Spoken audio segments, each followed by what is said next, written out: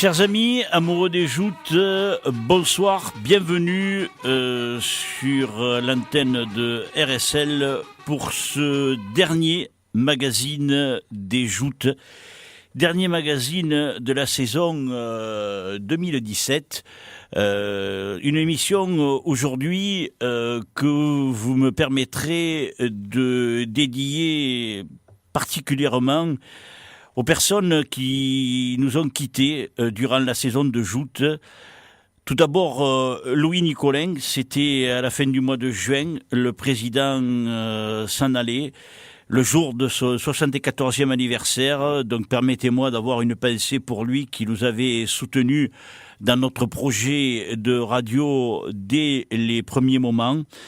Une pensée également pour ceux qui viennent de nous quitter tout récemment, à savoir Didier de Guitre, le président de la Lance olympique marseillanaise. Je t'embrasse Didier et je pense bien à toi. Et puis une grosse pensée aussi pour celui qui est parti le dernier, Pascal Fontugne de Palavas, qui était un brillant joueur, un gentil garçon. Toi aussi Pascal, je te fais un gros bisou et je pense bien à toi. Cette émission, comme toutes celles qui ont précédé, eh bien, je les leur dédie, et celle-ci spécialement pour eux, parce que c'est la dernière émission. Alors, vous le savez, si vous nous suivez, a priori, cette émission ne devait pas être, puisque il n'y a rien à présenter pour la semaine prochaine au niveau joute. Et mardi, on a fait une émission avec tous les champions. Je renouvelle encore mes excuses auprès de David April parce que je n'ai pas pu le joindre, mais c'est par ma faute vu que j'avais pas le bon numéro de téléphone. Donc un gros bisou aussi à David et pardon de t'avoir fait perdre du temps. Et puis aujourd'hui, j'ai décidé d'inviter les jouteurs des 4 catégories. Alors, on va démarrer cette émission avec les juniors. Il va y avoir Anthony Principato et Franck Jadot à mes côtés. On enchaînera ensuite avec les seniors. Il y a Flavien Subitani et Pierre-Baptiste Amiel qui seront avec nous dans la deuxième demi-heure. La troisième demi-heure sera consacrée aux jouteurs de la catégorie poids moyen. Et j'aurai le plaisir de recevoir Maxime Valette et Jean-Yves Conrazier. Et puis, on terminera la soirée, cette dernière émission, avec 2 jouteurs de la catégorie lourd, Jean-Louis Montel et David Lopez. Voilà donc le programme, vous le connaissez, et sans plus tarder, on va attaquer avec les shooters de la catégorie junior. Anthony Principato est à mes côtés. Anthony, bonjour. Bonjour Jacques, ça va ? Bonjour, ça va bien. Et toi Anthony ? Ça va. Bon, les joutes c'est fini et maintenant c'est l'école qui reprend. Ouais, malheureusement, ouais. Non, faut pas dire malheureusement. Tu sais, c'est une chance inouïe. Ah oui, je sais. C'est une chance inouïe que tu as d'aller à l'école. C'est une plaisanterie. Ouais.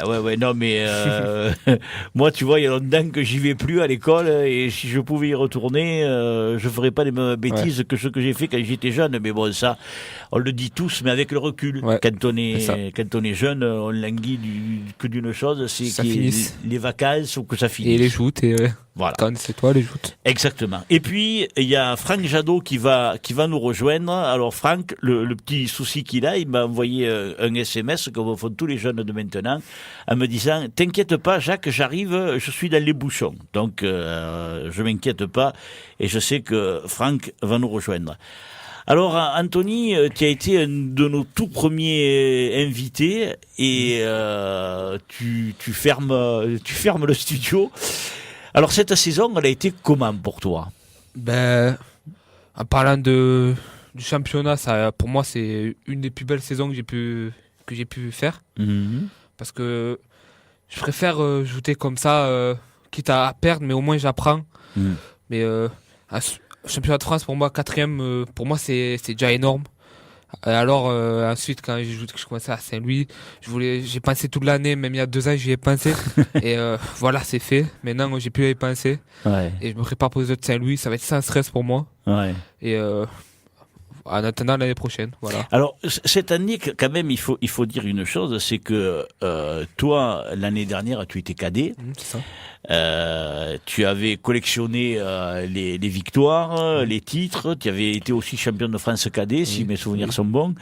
Et cette année, c'était ta première année en junior. Donc, tu nous l'as expliqué au tout début de la saison, quand tu es venu. L'adaptation a été difficile parce que passer des moteurs au barque, c'est pas évident. Ouais, c'est compliqué. J'ai commencé déjà j'ai eu la chance de déjà jouer à Ram parce que si j'aurais commencé le premier tournoi en jouant à Ram normalement, je pense que j'aurais pas tenu le choc. Bon, j'ai eu la chance d'avoir commencé quelques tournois avant, avoir fait quelques tournois, mais j'ai quand même eu du mal au début des tournois. Ça m'a coûté des tournois, de bouger, de perdre le pied derrière. Ça m'a coûté des tournois et peut-être d'envisager une place plus haute au classement. Ouais.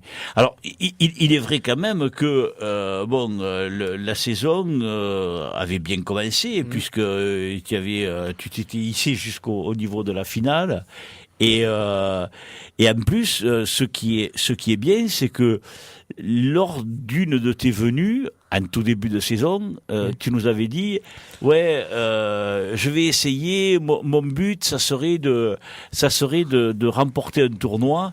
Et ce qui est génial, c'est que en fin de compte, tu es arrivé à remplir ton objectif puisque tu as remporté un tournoi. Voilà, c'était mon objectif en premier que je voulais réussir parce que la Saint-Louis c'était un peu tard et je voulais au moins remporter un tournoi parce que l'année dernière il y a beaucoup de premières années qu'on gagne des tournois et je pense avoir eu des capacités pour gagner un tournoi par exemple. Il y en a qu'on n'a pas gagné, mais je préférais partir en tant que gagnant plutôt que me dire que je vais y aller pour perdre ou quoi.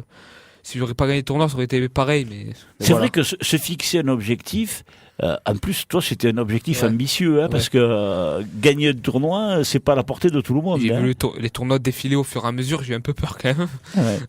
Il y en a un qui a eu plus peur que toi, c'est Franck, qui vient de nous rejoindre. Bonjour Franck. Bonjour.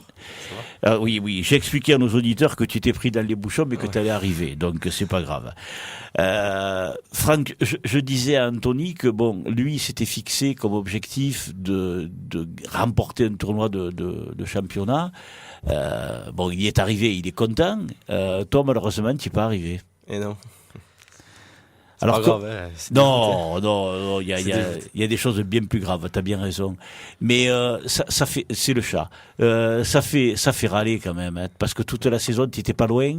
Tu as fini aux places d'honneur, mais tu n'as pas réussi à prendre une des deux premières. Je me suis réveillé tard surtout. C'est que je me suis réveillé tard, parce qu'en début de saison comme ça, j'avais encore du mal. J'ai fait 2 entraînements dans la saison. Comme je travaillais, j'avais pas le temps. Les joutes, ça venait après, quoi. Et après, on peut pas tout faire entre le hautbois et. Quand on fait un tournoi de hautbois la veille et le lendemain tu dois jouter et ensuite tu refais le hautbois le lendemain, c'est gaillard, quoi. Et le fait de te réveiller, comme tu dis, en fin de saison, fait que tu ne peux pas participer au championnat de France. C'est ça. Et alors, est-ce que toi, dans la saison, tu t'étais fixé un objectif, comme Anthony s'était fixé l'objectif, c'était sa première année en junior, et lui s'était fixé l'objectif ambitieux, remporter un tournoi. Tu t'étais fixé un objectif toi aussi, ou non, ou pas vraiment, J'ai fait un très mauvais jusqu'au trophée. J'avais rien fait. J'avais fait 3 points dans la saison. Donc j'étais vraiment découragé. Arrivé à la Coupe de France, c'était le soir du tournoi de la SNJA.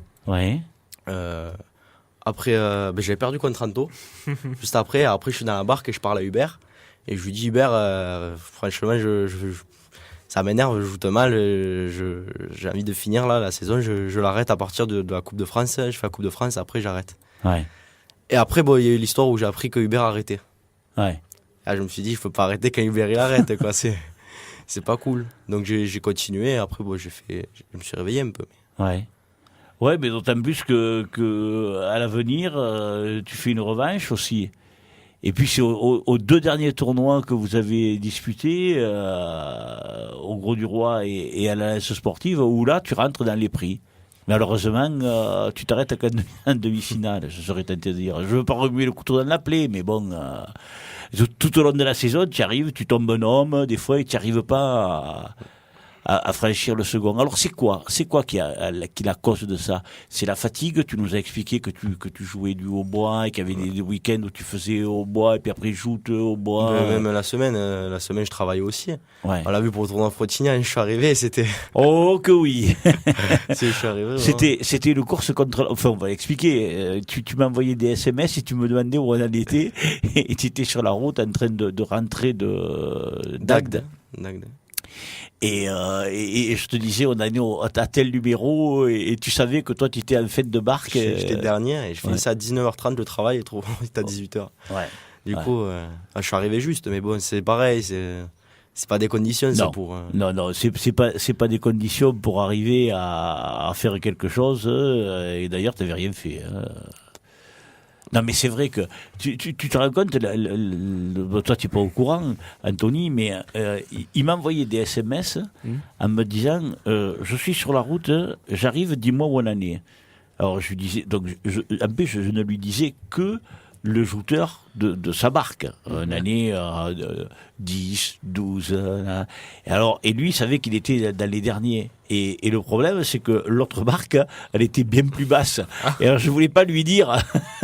Et le temps est passé vite, du coup. Et oui, parce qu'après, si j'avais dit, on va attaquer ta barque, mais à 2, puisque l'autre barque est finie, là, ça aurait été désespérant, quoi.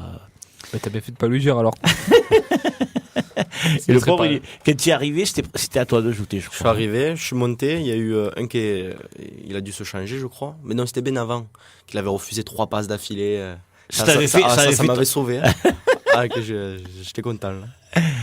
Ouais, bon, alors finalement, c'est un mauvais souvenir parce que tu n'avais rien fait, mais en tout cas pour nous, c'était un souvenir très rigolo parce que quand je ne lui répondais pas, il me disait, et maintenant, et on en est où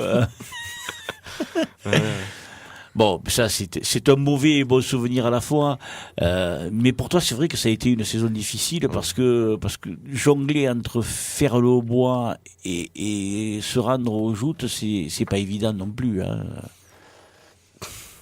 On peut pas tout faire. Hein. Ouais. On peut pas tout faire, mais bon. Et si l'année prochaine tu t'en vas à Bayonne, alors mon Dieu. Bon, j'allume.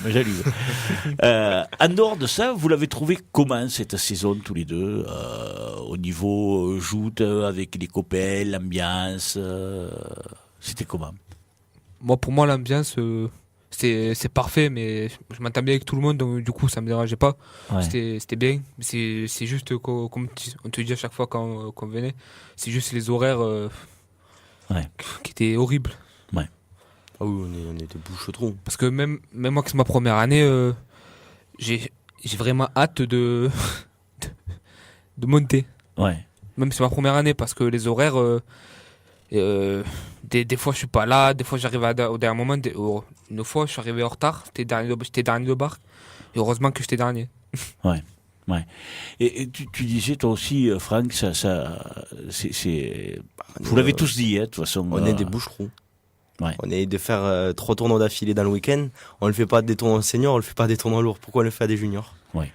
Et de faire, c'était quoi, samedi soir l'avenir, le lendemain le matin à Ballaruc, le dimanche matin à et Ballaruc. le lundi soir au Gros du Roi. Ouais. Et des fois c'est encore pire parce que c'est la veille au soir au Gros du Roi et le lendemain matin à Ballaruc. Donc, heureusement qu'ils ont changé. Mais même 3 tournois d'affilée, il faut laver les blancs, et il faut se déplacer. On est des juniors encore. Hein. Ouais. Et ça, ils n'ont pas trop compris, j'ai l'impression. Et écoute, il faudra qu'on en parle avec parce qu'il y a beaucoup de sujets qui ont été évoqués ici. Alors j'en ai parlé, je ne vais pas vous mentir, j'en ai parlé avec les responsables de la Ligue en disant que les juniors se plaignent aussi parce que comme vous joutez en principe avant, vous avez l'impression de ne pas faire partie intégrante de la fête d'une société. Quand s'ajoute le jeudi, et qu'après il faut attendre le samedi et le dimanche pour voir les seniors et les lourds. Vous, en jouant le jeudi, ça fait loin quand même du reste de l'activité joute.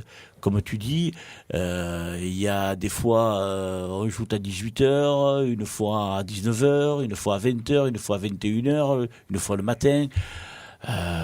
Et comme tu dis, vous êtes un peu les bouches-trous, oui. Donc on va le crier haut et fort pour que ce soit entendu. Mais après, il y a le problème de vous caser quelque part, parce que la catégorie junior, elle est difficile. Alors bon, est-ce que il y en a qui m'ont dit au fil des conversations, pourquoi on ne joue pas le vendredi soir en ouverture voilà. Ouais. Et ça serait une solution, mais il faut que vous compreniez aussi. Là, je me fais un peu l'avocat du diable, hein, parce que je comprends les soucis que vous avez, mais il faut aussi comprendre que les sociétés, il n'y en a pas autant de week-ends que de sociétés, et ne peuvent pas vous accueillir des fois tout en même temps. Donc il faut faire des doublons. Aller jouter un samedi après-midi ou un dimanche après-midi dans un autre endroit, quoi. On pourra pas y échapper, hein. Bon, même les lourds, ça arrive pas souvent, mais il arrive que les lourds, eux aussi, jouent le samedi à un endroit et le dimanche à un autre. À Metz.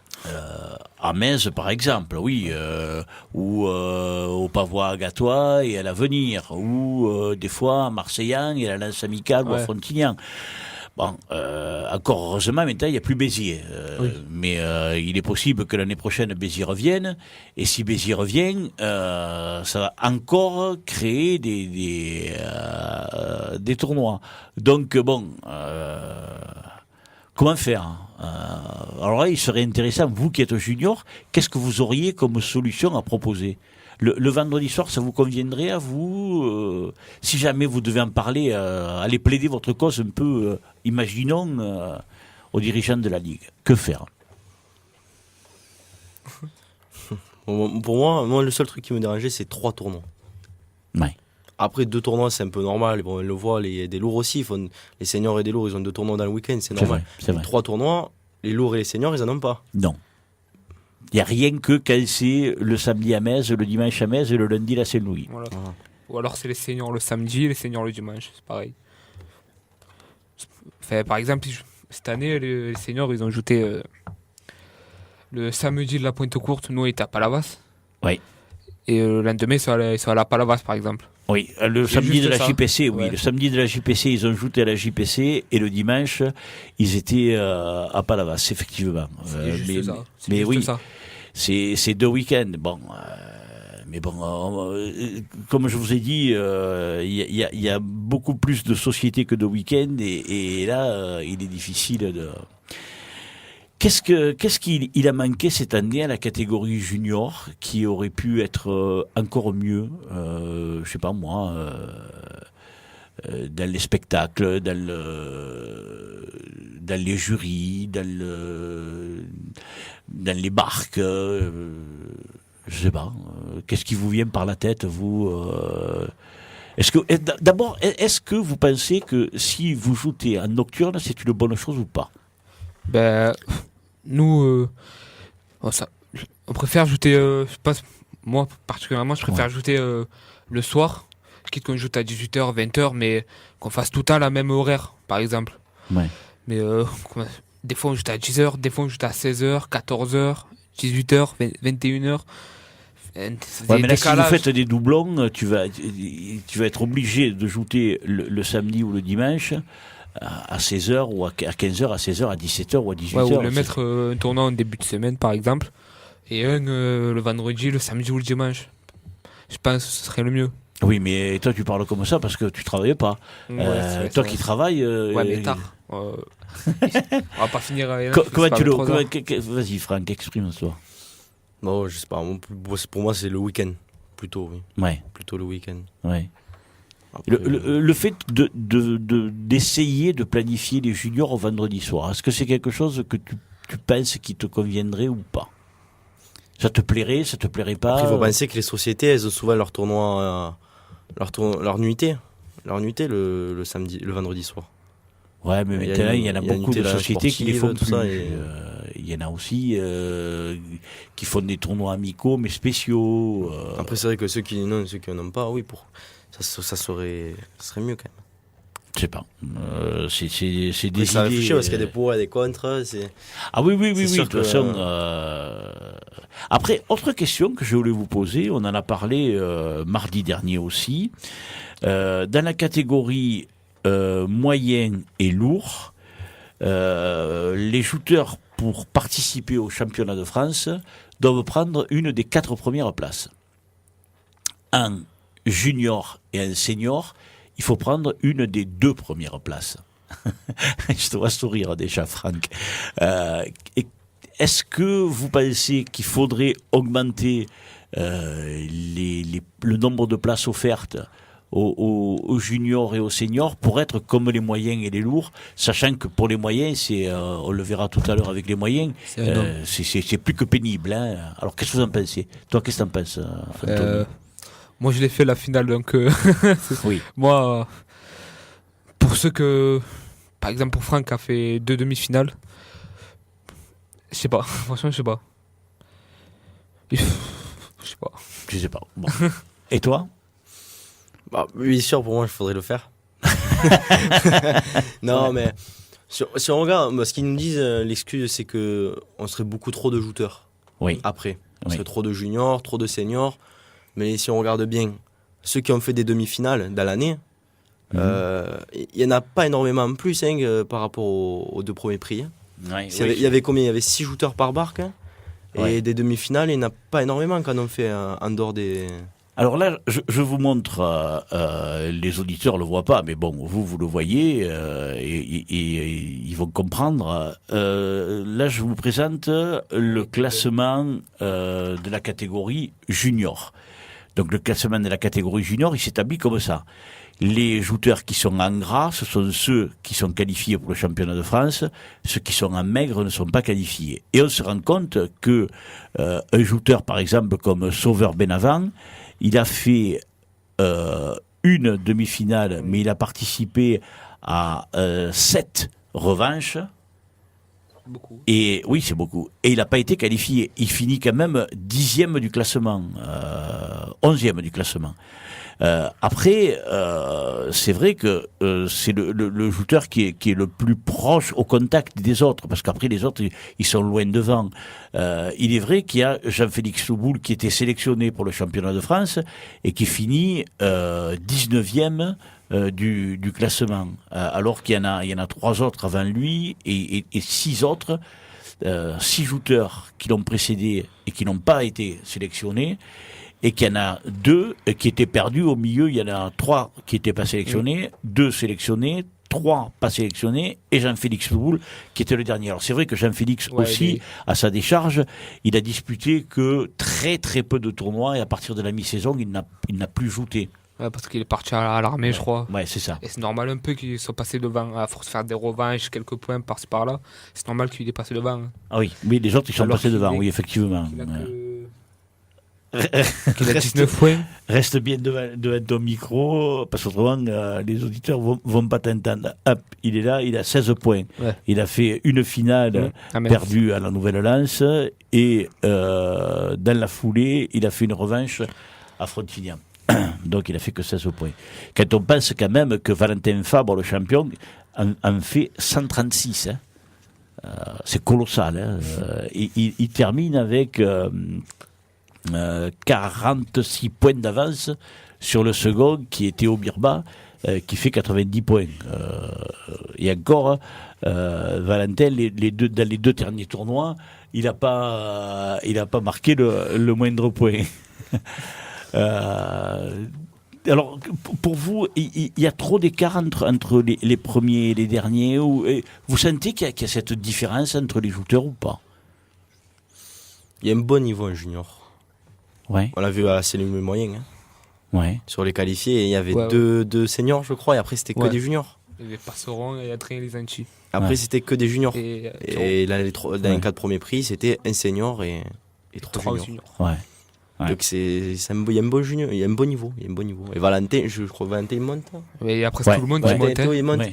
Oui, L'an Valentin, prochain, Théo, Sylvain. Théo, il montera pas. Non, Birba, Théo. Voilà, Théo Birba Bourret, qui est second, Martinez. voilà, monte. Bon, Par Sylvain contre, Théo Lognos qui finit 3e Ouais, reste. moi, je reste. Toi tu restes 4e. Toi c'est Anthony Principato. Le 5e c'est Clément Périou, il reste. Après je sais pas. Hugo Noguet, Nicolas Morin m'a dit qu'il montait. Esteban Leboeuf monte. Sylvain Lognos, je pense pas qu'il monte. Dimitri Martinez va monter. Oui. Bon, parmi Lognos, Sylvain, les il est 10 obligé de premiers. monter. Pardon? Il est obligé de monter, Sylvain.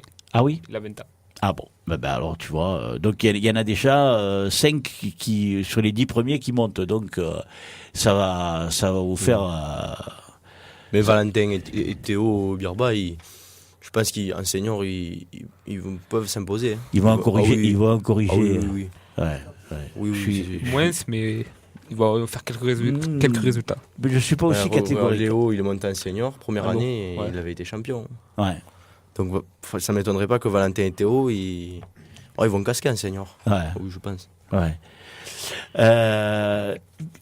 Autre chose, la catégorie junior, elle est faite pour les jeunes qui quittent les écoles de joute de la catégorie cadet. Et vous avez normalement 4 ans. Vous avez le droit de rester un junior pendant 4 ans, entre 16 et 20 ans.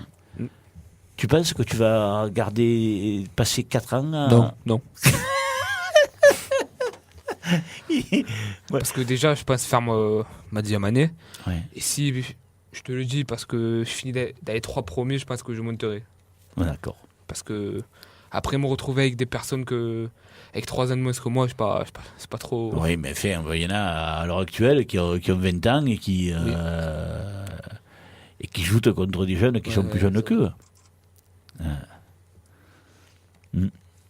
Donc toi, tu monteras si jamais tu finis dans les 3 premiers. C'est ça. Toi, Franck, t'en es où? Je pense que je ferai 1 an de junior et je monterai. Tu vas faire la saison prochaine Oui. encore un junior et après tu vas monter. Et tout ça parce que vous avez l'impression après de vous ennuyer ou justement, comme on l'a vu précédemment, à cause de ces problèmes D'horaire. entre guillemets, voilà, Ouais, d'horaire. oui. Moi, c'est pour ça. Moi, il y a ça. Et ensuite, après, j'ai tous mes copains, ils sont en senior. Quoi. Ouais. Après, ils sont tous Je suis montés plus, après. je suis plus au senior qu'au lourd. Oui. Pour ça, c'est l'ambiance aussi. Ouais. Tout ça, après les joutes, c'est les copains surtout. Hein. Ouais. Alors, vous savez que les seniors ont créé un groupe où il n'y a que eux qui ont le droit d'aller via Facebook, je crois, hein, c'est ça. Et il est ouvert uniquement aux seniors. Ça vous botte ce truc qu'ils ont fait là? Toi non? Parce que t'as pas Facebook ou Si, non, mais c'est normal. Ils ont leur C'est une groupe. belle Hein. mentalité. Ouais. Toi, ça te dit, ça te dit pas Parce que moi, je sais pas ce qui s'y passe. C'est conneries, il doit avoir. Ah oui, ça, il y en a beaucoup. Il y a beaucoup d'allumades, beaucoup de bêtises, beaucoup de. Et c'est ça qui est bien au joute. Il n'y a Ouais. pas que le sport. hein. Ouais. Il y a avant, après. Et... Alors, je vais vous poser la dernière question, parce qu'après, là, aujourd'hui, il faut que je me montre strict vis-à-vis des horaires. On a eu un débat, parce que dans mes émissions, il y en a plein de débats, avec des parenthèses qui s'ouvrent, qui se ferment, etc. Les joutes sont-elles un sport, oui ou non, ou un amusement, ou un folklore? Comment vous le considérez, Anto? Ben, pour moi, cette année, ça a été. Avant, j'aurais pu te dire que c'était un sport, j'étais concentré que pour ça. Mais cette année, franchement, c'était un amusement. Et ça s'est vu parce que si j'aurais pris ça vraiment que pour le sport, je pense que je serais pas à cette place, je pense. Ouais. Ouais, parce que là, cette année, je me suis beaucoup amusé. Mhm. Parce que C'est vrai, moi, ce qui m'a fait qui m'a rire, c'est que je vais le dire à mes auditeurs parce que eux ils le voient pas. Il y a en plus de vous deux, il y a Pierre-Baptiste Amiel qui est là, Flavien Subitani et Maxime Valette qui est déjà arrivé. Et ils sont arrivés et ça commence à envoyer des SMS et compagnie. C'est incroyable. Là. Après tu me dis ouais le groupe hein. Ben vous êtes vous aussi à faire des SMS et à répondre aux SMS. Et mardi c'était pareil. Il y avait Adrien Lisanti qui me parlait presque en même temps, il envoyait des SMS. Je sais pas comment vous faites, moi j'y arrive pas, mais bon, moi c'est pas ma génération non plus. Je sais plus ce que je disais. Je sais plus où j'en étais. Les joutes sont-elles sport? Oui, alors les joutes pour toi, les joutes sont-elles sport? Bon, le golf, c'est considéré comme un sport, pourtant c'est pas un sport quoi, hein, c'est pas physique le golf. C'est un sport précis, les joutes, je pense que moi, je considère plus physique que le golf. Ouais, mais il faut pas regarder que le côté non, physique. Mais après, comme il dit Pierrot, c'est pas un sport mondial, non. Parle face au micro. Les joutes, c'est un sport régional. Ouais, tout. C'est un amusement. Ouais, c'est une tradition qu'on perpétue. C'est un plaisir. Ouais.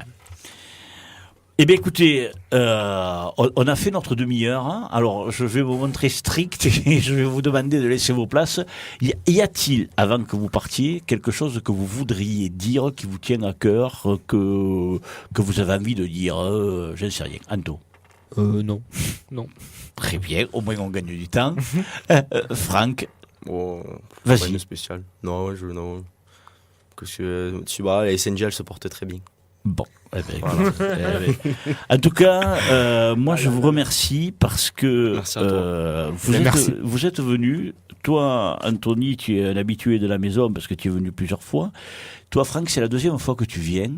Tu étais venu pour nous parler du hautbois avec Jean-Louis Ardoni, hein, c'est ça, tu étais venu, dans une émission rocambolesque où il nous avait appris des choses en mimant les musiques et en nous apprenant tout un tas de trucs, parce que j'avoue humblement que ceux qui nous avaient appris là sur la marche allemande qui a donné naissance à l'ère de la charge des joutes. Non, c'était pas la charge. C'était le chibi. Ah oui, le chibi, voilà. Ah, tu vois, de mémoire. Non, mais il est terrible, il a une mémoire. Ah ouais. C'est une mémoire vivante. Écoute.